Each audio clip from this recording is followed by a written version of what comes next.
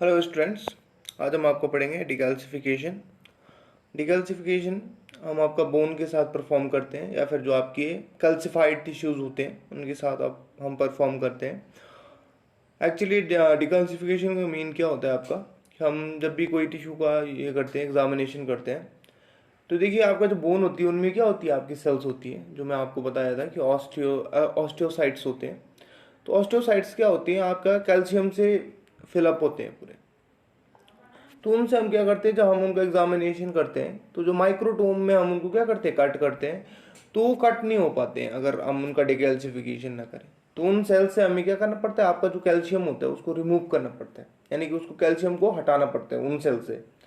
जब उनसे कैल्शियम हट जाता है तब जाके हम उनको क्या कर पाते हैं, एग्जामिनेशन कर पाते हैं, स्टेनिंग कर पाते हैं, और आपका माइक्रोटोम में उनका जो क्या हो जाती है, जो कटिंग होती है, जो आप थिकनेस के बेसिस पे हम कटिंग करते हैं, वो भी आपका क्या हो जाता है, आराम से हो जाती है। यानी कि हमारे लिए जो कटिंग होती है वो ईजी हो जाती है, और साथ में स्टेनिंग जो होती है वो कैल्सिफाइड टिश्यू के साथ हम नहीं कर सकते हैं।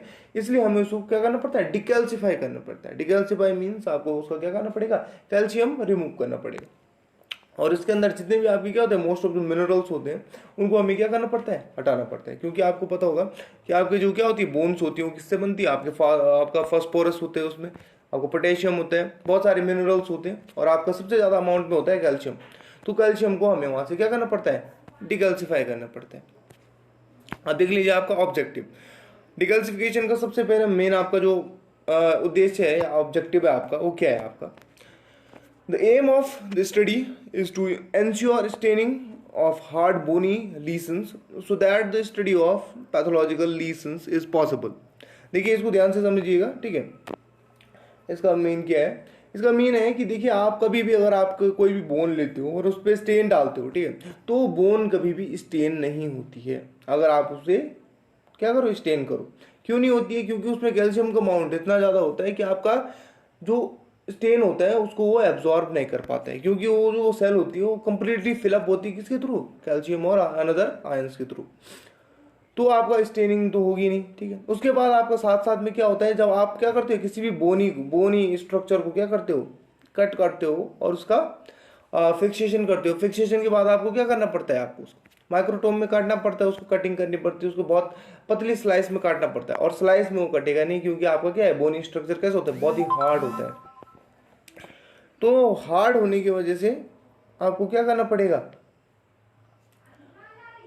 अब जब वो हार्ड है तो आप उसे काट नहीं सकते हो, ठीक है। जो क्राइटेरिया है आपका वो ये है कि आपको आप क्या नहीं कर पाओगे, उसको काट नहीं पाओगे। तो अब यहाँ पे आपको जरूरत पड़ेगी उसको क्या करने की, डिकैल्सिफाई करने की। तो यही हमारा, इसीलिए हमें क्या करना पड़ता है कि किसी भी बोन के अंदर होने वाले एबेरेशन को, बोन के अंदर की जो टिश्यूज होती है उसमें आने वाले कुछ चेंजेस को, जो आपका क्या होता है, मोस्टली क्या होता है, डिजीजेस होती है, ठीक है, उनको हमें एग्जामिन करने के लिए हमें उसे डिकैल्सिफाई करना पड़ेगा। अदरवाइज वो स्टेन नहीं होगा और ना आप उसे माइक्रोटोम में काट सकते हो।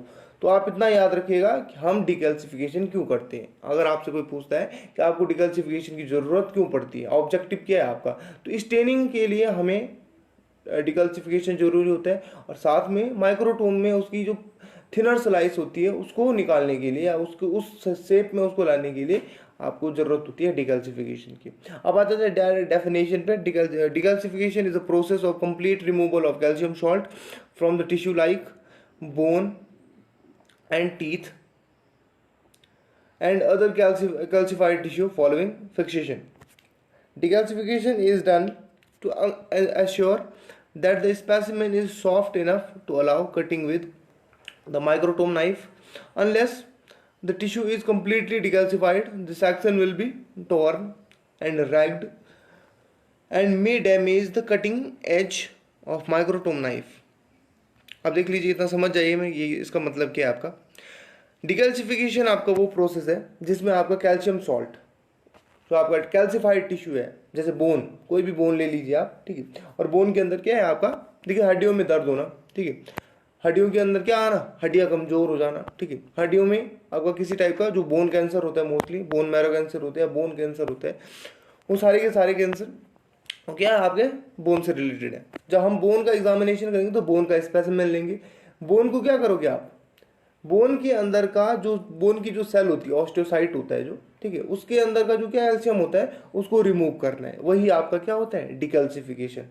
वो कैल्शियम आपको जो व्हाइट कलर का पिगमेंट होता है आपका, अगर किसी को इतना ये नहीं पता है नहीं है कि डिकैल्सिफिकेशन या कैल्शियम क्या होता है, तो व्हाइट कलर का जो पिगमेंट होता है हमारी हड्डी में, हड्डी वो व्हाइट कलर की होती है, तो वो व्हाइट कलर का पिगमेंट हमें क्या करना पड़ता है, बाहर निकालना पड़ता है, ठीक है। तो आपका वो कैल्शियम सॉल्ट होता है, ठीक है, कैल्शियम व्हाइट कलर का होता है, और उसको हमें क्या करना पड़ता है, उस सेल से बाहर निकालना पड़ता है।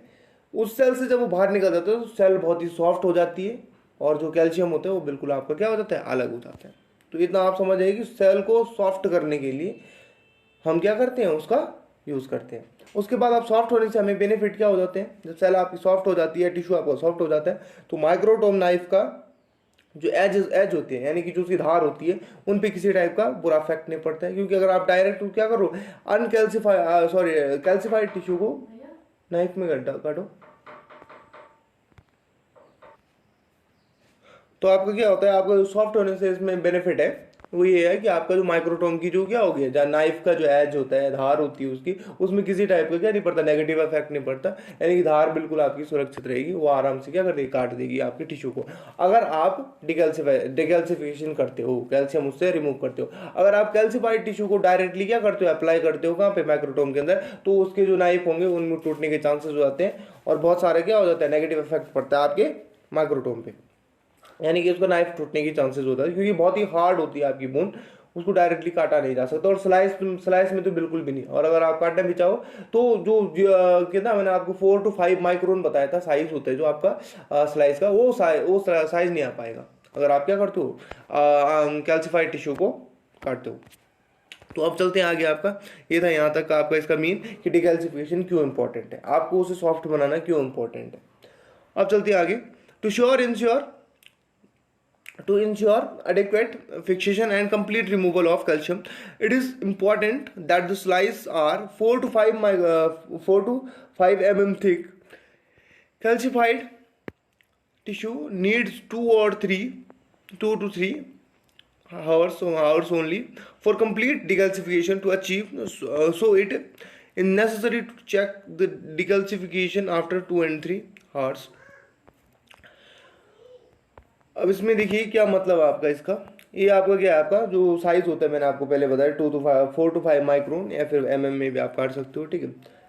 जो आपका कैल्सिफाइड टिश्यूज होते हैं वो थोड़ा उनको मोटा ही काटा जाता है, क्योंकि जो उनकी जो क्या होती है, आपकी जो सेल होती है, उनके जो साइज होती है वो नॉर्मल सेल से थोड़ा क्या होते हैं, बड़े होते हैं, क्योंकि उनके अंदर काफ़ी कैल्शियम भरा हुआ होता है, तो उनका जो साइज होता है बड़ा होता है, इसलिए हम क्या करते हैं उसको 4 to 5 माइक्रोन से कभी कभी क्या कर देते हैं, बड़ा भी काट देते हैं, और उसका क्या होता है, एग्जामिनेशन भी उतने में हो जाता है। अब आगे चलिए, आगे क्या है इसमें, इसमें क्या है आपका जो डिकैल्सिफिकेशन की जो आपका क्या है टाइम पीरियड है, यानी कि जो ड्यूरेशन है उसका डिकैल्सिफिकेशन का, वो है आपका 2 से 3 घंटे। अगर आप क्या कर सकते हो, अच्छे से अच्छे डिकैल्सिफायर जो आपके डिकैल्सिफायर होते हैं, यानी कि आपके जैसे HCl हो गया, मोस्टली आपके एसिड यूज होती है इसमें, वो मैं आगे डिस्कस करूँगा। तो उनको उनके साथ डालने पे क्या होता है, 2 या 3 घंटे में जो कैल्शियम होता है वो कम्प्लीटली क्या हो जाता है, डिजोल्व हो जाता है एसिड के साथ, और आपकी जो सेल होती है वो क्या हो जाती है, उसको क्या हो जाता है, आपको जो टिश्यू होता है वो क्लियर हो जाता है, एक हिसाब से आपका क्या होता है, डिकैल्सिफाई हो जाता है, उसके अंदर से सारा कैल्शियम बाहर आ जाता है। अब देखिए आपका अगला point, fixation of choice for the bone or bone marrow is Jenker's formula or Boyne's fluid. Unfixed tissue tends to damage 4 times greater during decalcification than a properly fixed tissue. इसका मतलब देखिए आपका, इसमें आपका क्या है, आप जो फिक्सेशन करोगे किसी भी बॉडी टिश्यू का, तो सबसे पहले हमें क्या होता है, जैसे हम स्पेसिमेन कलेक्ट करते हैं उसके बाद डायरेक्टली हम उसको क्या कर देते हैं, सबसे पहले फिक्स करते हैं। तो इसमें फिक्स करने के लिए जो आपके पास ऑप्शन है वो आपके पास जेंकर फॉर्मल और आपका बोइन्स फ्लूइड है। कंटेंट आपको मैंने बोला था पिछले जो आपके चैप्टर था उसमें मैंने बोला था कि इनके कंटेंट्स आपको याद करने हैं, कौन कौन से कंटेंट आपके बोइन्स फ्लूइड में पढ़ते हैं और कौन से आपके जो जेंकर फॉर्मल में पढ़ते हैं, ये सारे आपको वहाँ से याद करने पड़ेंगे, ठीक है। इसलिए मैंने आपको बोला था कि आपको थोड़ा क्या करना पड़ेगा, वहाँ पर रटा मारना पड़ेगा। अब चलते हैं आगे, आपका अनफिक्स टिश्यू, अगर आप अनफिक्स टिश्यू को यूज करते हो तो उसके डिजेनरेट होने की, यानी कि आपका डिटोरिएट होने के चांसेस क्या हो जाते हैं, बहुत ज़्यादा हो जाते हैं। अगर आप क्या कर रहे हो, अनफिक्स टिश्यू को क्या कर रहे हो, डिकैल्सिफाई कर रहे हो। अनफिक्स टिश्यू को डिकैल्सिफाई करने से क्या हो जाता है, आपका जो सेल होती है वो डैमेज हो जाती है, किसमें, एसिड में डालने पे, आई होप आप समझ रहे हो कि आपका जो सेल को हम यानी कि टिश्यू को हम कहाँ डाल रहे हैं, एसिड में डाल रहे हैं डिकल्सिफिकेशन के लिए। देखिए कैल्शियम तो क्या होता है, डिसॉल्व हो जाता है, आपकी सेल और जो टिश्यूज होते हैं वो क्या नहीं होनी चाहिए, डैमेज नहीं होनी चाहिए, इसलिए हमें उसको पहले फिक्स करना पड़ता है ताकि उसमें ऑटोलाइसिस और प्यूट्रिफिकेशन ना हो। और साथ में डिकल्सिफिकेशन में भी आपका जो फिक्सेशन होता है वो हेल्प करता है। और स्पेशली इसके लिए हम क्या करते हैं, जंकर्स फ्लूइड और आपका बोयंस फ्लूइड अप्लाई करते हैं। तो आई होप अब इतना भी आपको समझ में आ गया होगा कि हमें जब जब आप स्पेसिमेन कलेक्ट करोगे तो उसको हमें किस टाइप की क्या डालना है, आपका फिक्सेशन में डालना है, फिक्सेटिव में डालना है। तो फिक्सेटिव आप यूज करोगे जंकर्स फ्लूइड, आपका बोयंस फ्लूइड, और उसके बाद आपका जो क्या हो जाएगा, जो टिश्यू होगा उसकी जो एबिलिटी है होल्ड करने की, इन्वायरमेंट में रहने की, सो यानी कि आपका सेफ रहने की वो एबिलिटी क्या हो जाती है, इंक्रीज हो जाती है। और डिकैल्सिफिकेशन के टाइम पे वो डिजेनरेट नहीं होता है, यानी कि टिश्यू पे किसी टाइप का नेगेटिव इफेक्ट नहीं पड़ता है। अब आ जाते हैं डिकैल्सिफिकेशन के लिए। कितने टाइप के आपके डिकैल्सिफिकेशन होते हैं, types of decalcification. Decalcification is affected by one of the following method. ठीक है, आप इनमें से किसी भी मेथड के थ्रू क्या कर सकते हो, आपका डिकैल्सिफिकेशन कर सकते हो।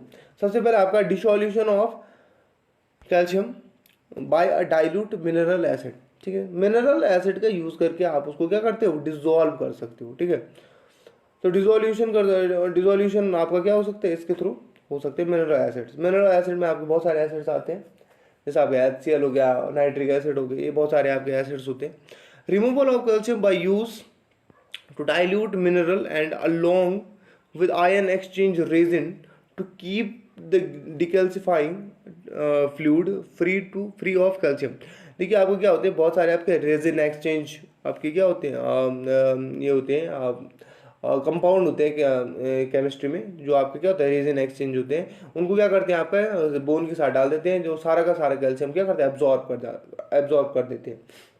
रेजन एक्सचेंज का मतलब कुछ आपका क्या कर रहे टिश्यू को दे देंगे और वहां से आपका जो कैल्शियम है उसको ले लेंगे। एक्सचेंज करने का मतलब आप समझते हैं, एक्सचेंज का मतलब क्या, तो कुछ देना कुछ लेना। ठीक है, तो वो क्या कर देते हैं, कुछ आपका क्या करते हैं टिश्यू को दे देते हैं और वहां से कैल्शियम सारा ले लेते हैं। तो इस टाइप से आपका क्या रेजन होता है, आयन एक्सचेंज करता है। आयन क्या, कैल्शियम क्या होता है, आयन की फॉर्म में रहते हैं। तो और आपका क्या होता है, डाइल्यूट मिनरल एसिड का यूज भी यहाँ पे करते हैं आपका, जो ये सेकंड वाला है आपका removal of calcium by use the dilute mineral acid है आपकी, ये मिनरल एसिड है आपका, और साथ में आपका आयन एक्सचेंज रीजन का यूज भी कर सकते हैं। उसके बाद आपका यूजिंग किलेटिंग एजेंट EDTA, ये मैं आपका डिस्कस करूंगा आपका आगे, सारे आपकी बड़े आपको क्या आगे डिस्कस करेंगे इनको। तो इसमें क्या तो किलेटिंग एजेंट होते हैं आपके। ठीक है, चिलेटिंग या किलेटिंग एजेंट कुछ भी पढ़िए आप। ठीक है, दोनों आपको पढ़ते हैं केमिस्ट्री में, किलेटिंग चिलेटिंग एजेंट्स। ठीक है, EDTA आपका यहाँ पे यूज होता है। इससे भी क्या होता है, डिकल्सिफिकेशन होता है। Electrolytic removal of calcium ions from the tissue by use of the electric current. देखिए आपको ये इलेक्ट्रिक करंट के थ्रू भी क्या होता है, कैल्शियम को मूव कराया जाता है। देखिए कैल्शियम क्या होता है, कैल्शियम आयन क्या हुआ, पॉजिटिव होता है। तो हम क्या करते हैं, आपका जो नेगेटिव पार्ट होता है आपका, ये देखा होगा इलेक्ट्रोड सुने होंगे आपने। ठीक है, तो इलेक्ट्रोड लगा देते हैं। इलेक्ट्रोड में क्या होता है, आपको जो कैल्शियम होता है वो नेगेटिव पार्ट की तरफ क्या होता है, मूव करता है, जिस वजह से आपको जो टिश्यू के अंदर जितना भी कैल्शियम होता है वो सारा का सारा कहाँ चला जाता है, आपका कैथोड पे चला जाता है। सुना होगा आप लोगों ने कैथोड क्या होता है। ठीक है, आपका केमिस्ट्री से रिलेटेड है, लेकिन आप इतना समझ लीजिए कि जब हम क्या करते हैं, करंट आपका उसमें आप इलेक्ट्रोलाइटिक सॉल्यूशन में डालते हैं और उसमें इलेक्ट्रोड लगाते हैं, तो सारे के सारे जो कैल्शियम आयन होते हैं वो सारे कहाँ चले जाते हैं, इलेक्ट्रोड पे चले जाते हैं, और आपका जो टिश्यू होता है वो बिल्कुल क्या होता है, डिकैल्सिफाई हो जाता है। तो इलेक्ट्रोलाइटिक रिमूवल भी हम यहाँ पे क्या करते हैं, यूज करते हैं। अब देखिए क्राइटेरिया क्या है आपका एक गुड डिकैल्सिफाइंग एजेंट का, कि आपका डिकैल्सिफाइंग एजेंट कैसा होना चाहिए और उसमें क्या क्या ये होनी चाहिए, एबिलिटीज होनी चाहिए कि वो आपके टिश्यू को किस टाइप से क्या कर रहे हैं, डिकैल्सिफाई कर रहे हैं। तो सबसे पहले कंप्लीट रिमूवल हो कैल्शियम, आपके पास उसके पास क्या होनी है, ऐसी एबिलिटी होनी चाहिए कि वो कैल्शियम का बिल्कुल क्या कर दे, वहां से डिकैल्सिफाई कर दे आपके टिश्यू को, उसमें 1% भी आपका कैल्शियम ना रहे। Absence of damage of tissue cells और फाइबर्स। ठीक है, आपको क्या होना चाहिए, टिश्यू डैमेज नहीं होने चाहिए। ठीक है, और आपको अगर कोई डैमेज हो भी जाए तो वो डैमेज क्या हो, आपका अब्सेंस हो, वहाँ पे आपका वो डैमेज आपको वहाँ पे क्या हो, डैमेज वहाँ पे रहना नहीं चाहिए। ठीक है, आपका डैमेज क्या हो जाना चाहिए, कम क्लियर हो जाना चाहिए वहाँ पे उसके। और फाइबर जो आपका फाइबर होगा वो भी क्या नहीं वहाँ पे नहीं रहने चाहिए। उसके बाद देखिए आपका सब्सिक्वेंट स्टेनिंग नॉट अल्टर्ड। ठीक है, आपका जो स्टेनिंग होती है उसमें किसी टाइप का कोई प्रॉब्लम नहीं आना चाहिए। Short time required for the decalcification, decalcification में कम से कम टाइम लगे, क्योंकि आपका टेस्ट क्या हो तो उतना जल्दी हो जाएगा अगर आपका डिकल्सिफिकेशन जल्दी हो जाता है। तो ये आपका यहाँ पे क्राइटेरिया थी, यहाँ पे बहुत ज़रूरी क्राइटेरिया थी कि आपका कोई भी, अगर आप क्या कर रहे हो, डिकल्सिफायर यूज़ कर रहे हो, तो वो डिकल्सिफायर के अंदर क्या क्या आपका क्या होनी चाहिए, एबिलिटीज़ होनी चाहिए, क्या क्या उसके क्या होनी चाहिए, प्रॉपर्टीज़ होनी चाहिए। अब देखिए आपका removal of calcium by mineral acid, ये आपका हम पढ़ेंगे कल, सारे के सारे कल डिस्कस हो जाएंगे, कल आपका शायद ये चैप्टर कंप्लीट हो जाए, और अगर थोड़ा बच जाएगा तो हम परसों इसको कंप्लीट कर देंगे।